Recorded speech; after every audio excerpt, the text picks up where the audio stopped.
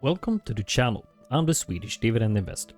So for today, I figured we will talk about how to value dividend stocks on a surface level. So this is beginner friendly. There are a bunch of ways to value stocks.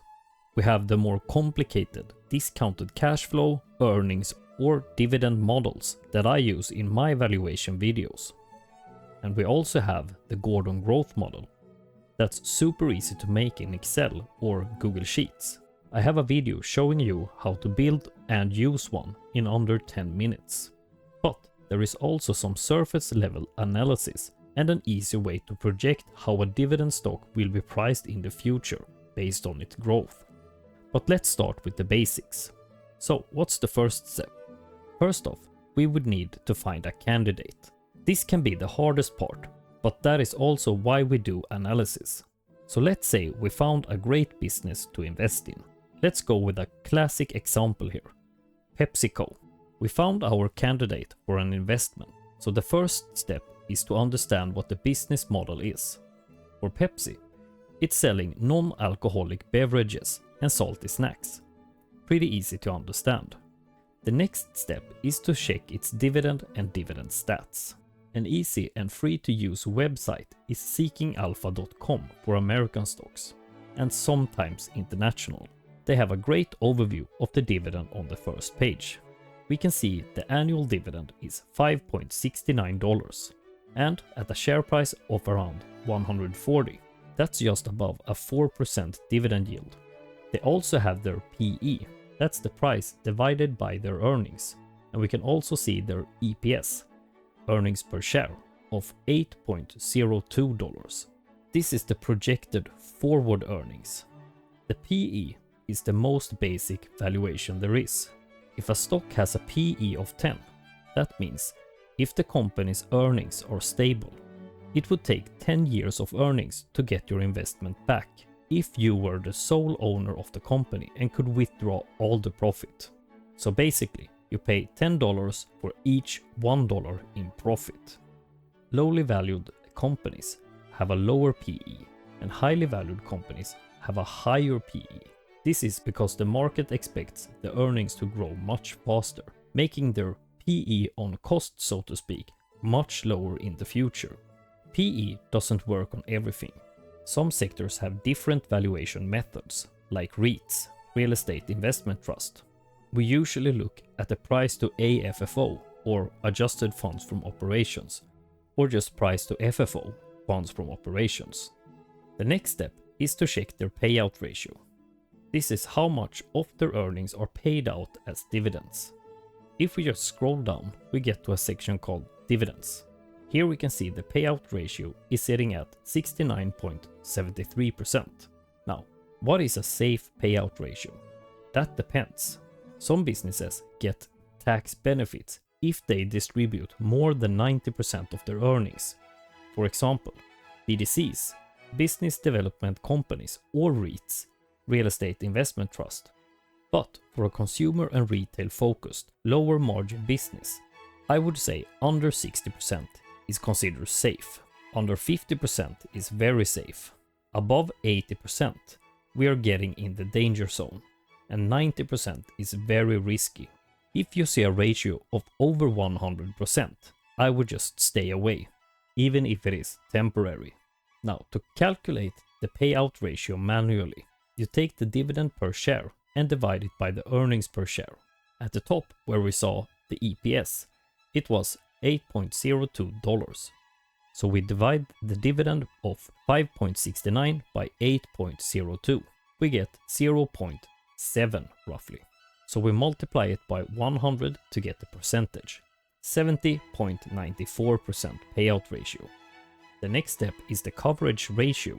We simply flip the calculation around. We divide the EPS with the dividend. So 8.02 divided by 5.69. And we get a factor of 1.4. That means they could pay out 1.4 times the current dividend. So we want a number greater than 1. If we go back to the dividend tab, we can see their history a bit. They have grown their dividend for 52 years without any hiccups along the way. Now that's pretty impressive. The last 5 years, the dividend has grown by 7.03% each year on average. This is the CAGR, compounded annual growth rate. A 7% growth means the dividend almost doubles every 10 years, so that's also very good. Now, some people stop here, but I want to check some more data. Scrolling up, we can select the Dividend tab and then go to Dividend Safety. The first thing we see here is a number greater than 100, cash dividend payout ratio, trailing 12 months. Here they take the dividend the last 12 months and divide it by the earnings per share the last 12 months. Remember the first page? Every number there was forward looking. This could be a red flag, since if Pepsi doesn't hit their earnings target, the dividend exceeds their earning per share. Now, if you have watched my videos before, you probably know I'm not a huge fan of earnings, since they can be manipulated quite easily. I won't go into details in this video. I might make another one to cover just that. If you want to know how they legally manipulate earnings, read up on earnings management. A number that's harder to manipulate is the cash flow. Now, I don't care what some use for calculating cash flow. I use cash from operations less capital expenditures. I believe this is the truest and most fair number to use. With their cash flow, they can make acquisitions, pay dividends, and pay off debt, among other things. We have the number here on Seeking Alpha. Cash flow payout ratio, FY1. So the dividend per share divided by the free cash flow per share for their latest fiscal year end. We can see it sitting at just below 60%. About the same numbers I got to when I did my latest analysis of PepsiCo. The last thing we need to check is their average yield under the dividend yield tab.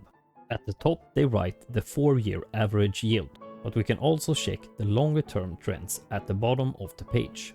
So long term, somewhere around 2.5 to 3%, meaning with a 4% yield today, that looks like a pretty nice discount.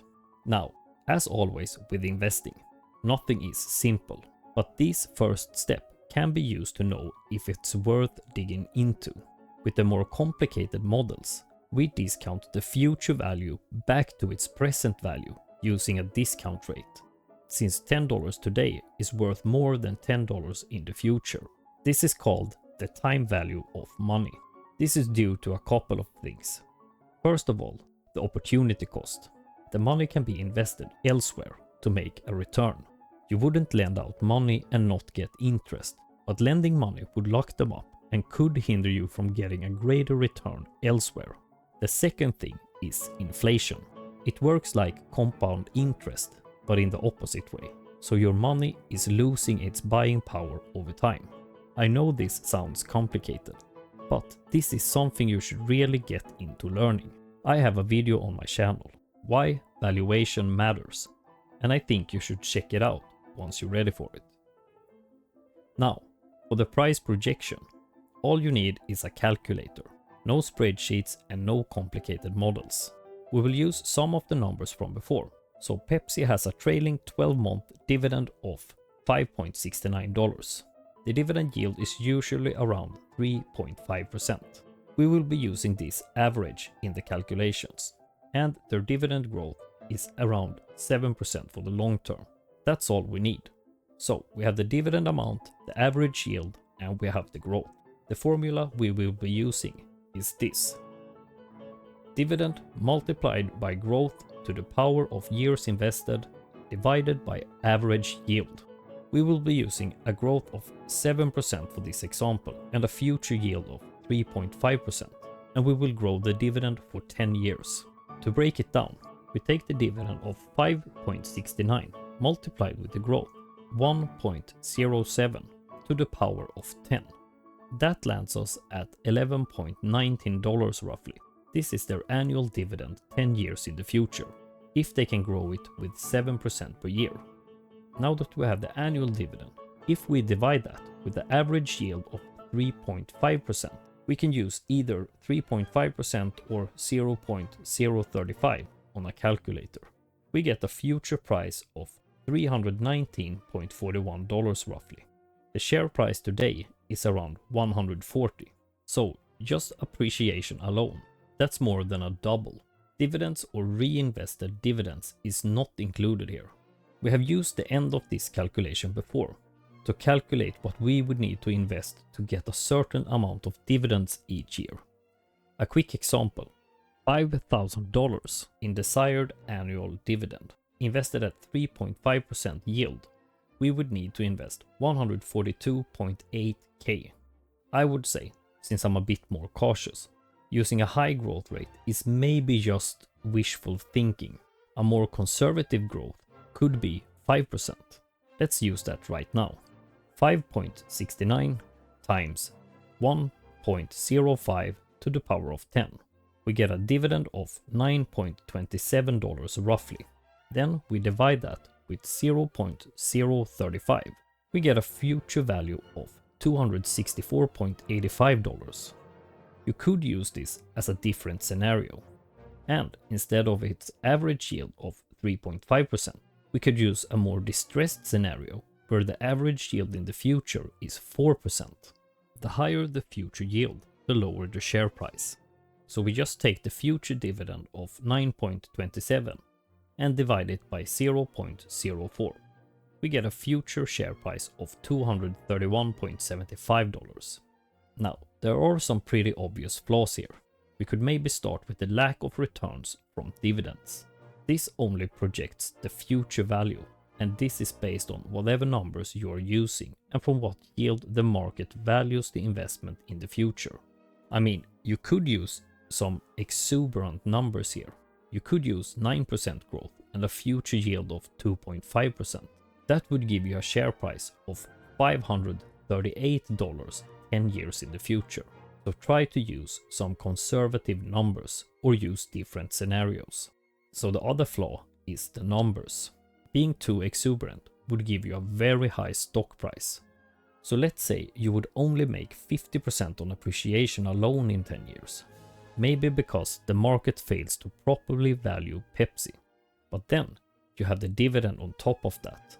Buying Pepsi at $140 with a dividend of 5.69 would mean your yield on cost is 4.06%. But with the dividend growing at 7%, your simple yield on cost, so no reinvestment, just holding, would be 7.99% after 10 years. That sounds like a pretty good investment to me. So, to break it down, find a company, understand its business model, check the PE ratio, dividend amount, dividend yield, payout ratio / coverage ratio, free cash flow payout ratio, dividend growth, check their historical yield, and then finally use the calculation dividend times growth to the power of years divided by average yield. So try this out, either to screen if a stock is good enough to do a deep dive on, or just to play around with some different scenarios. If you found any of these steps to quickly analyze a company helpful, let me know in the comments. Subscribe for more dividend investing content.